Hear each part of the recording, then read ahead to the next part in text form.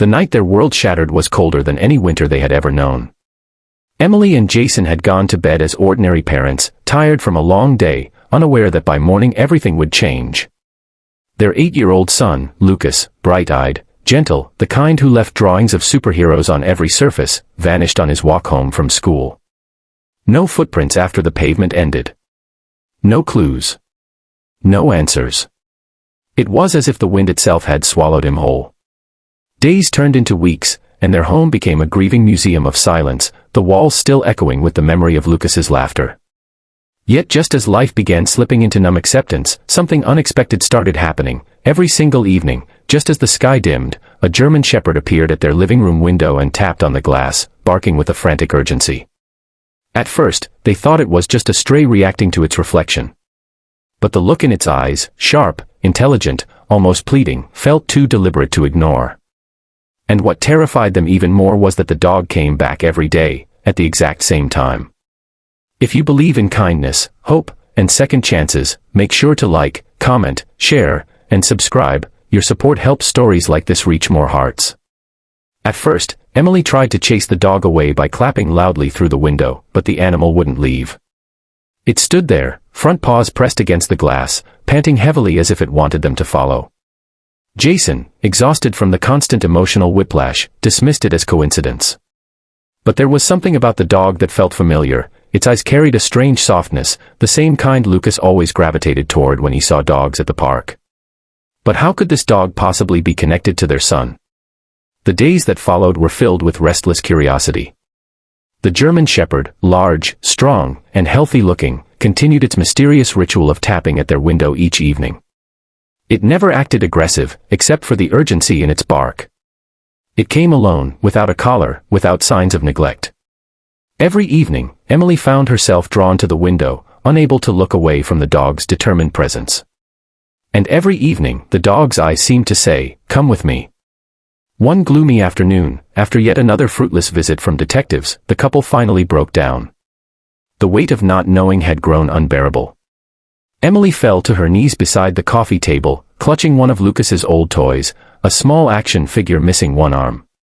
Jason held her as she sobbed, but even his own strength was fading. Then, as if on cue, a sharp tapping echoed from the window again.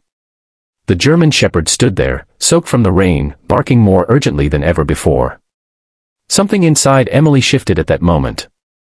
Something instinctive. Something desperate. She stood, walked to the door, and despite Jason's hesitation, she stepped outside. The shepherd immediately backed up a few paces, then turned around and looked over its shoulder as if checking whether she would follow. Then it trotted toward the woods behind their neighborhood. Jason stared in disbelief, torn between fear and hope. After one shared glance, a glance that silently asked what if, they followed. The dog led them through overgrown trails, slippery dirt paths, and tangled branches. The deeper they went, the heavier the air felt. The wind was eerily still. Jason kept calling out, asking the dog what it wanted, though he knew the question was irrational. Emily's heart pounded like a drum, her breath shallow, her mind replaying Lucas's face over and over. Then, after a relentless 30-minute trek, the shepherd stopped beside an old storm drain entrance half buried under roots and leaves. Jason felt a chill slam through his spine. Emily froze, staring blankly at the dark opening. The dog sniffed around the edges, then barked and pawed at the ground, as if demanding they look closer. Emily, trembling, kneeled at the small entrance and reached out to push aside debris. The moment her hand brushed the cold metal of the grate, she gasped. There, wedged between the bars, was something unmistakable, a piece of fabric from Lucas's blue jacket, the one he wore the day he disappeared. Her scream echoed through the forest. Jason reached in and pulled the tiny, dirt-covered scrap free. There was no doubt, it was their son's. Jason's knees buckled, and Emily pressed the fabric to her face, sobbing with a mix of terror, relief, and disbelief. The realization hit them both at once: Lucas had been here. He had reached this place at some point. And the dog knew something. They immediately called the authorities. Within an hour, the forest was swarming with police, rescue teams, and dogs. The German shepherd stayed near Emily the whole time, pacing anxiously. Investigators pried open the storm drain and crawled inside. They found evidence, small footprints, crumpled snack wrappers, and even a faint marking on the tunnel wall that looked like Lucas's attempt at drawing a star, the same symbol he doodled everywhere. The officers concluded that Lucas had likely taken shelter in the drain the day he went missing, possibly disoriented or frightened, but had moved deeper through the tunnels. The search operation widened into miles of underground pathways. And throughout the entire rescue effort, the shepherd refused to leave the couple's side. As night fell and teams continued searching, a breakthrough finally came. A rescue worker radioed that they had found a child, weak, dehydrated, scared, but alive. When the rescuers carried Lucas out of the tunnel, Jason and Emily collapsed with overwhelming relief. Lucas, pale and trembling, opened his eyes and whispered one word, "Dog." Later, when he regained some strength, Lucas explained that he had gotten lost while taking a shortcut through the woods after school.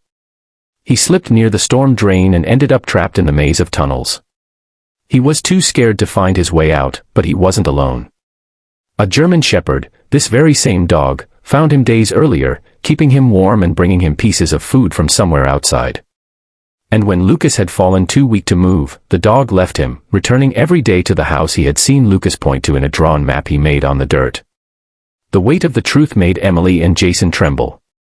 The dog had not been tapping out of aggression, it had been begging them to follow. Begging them to save their son. When Lucas was finally placed in his mother's arms, the German shepherd let out a soft whine, as if relieved.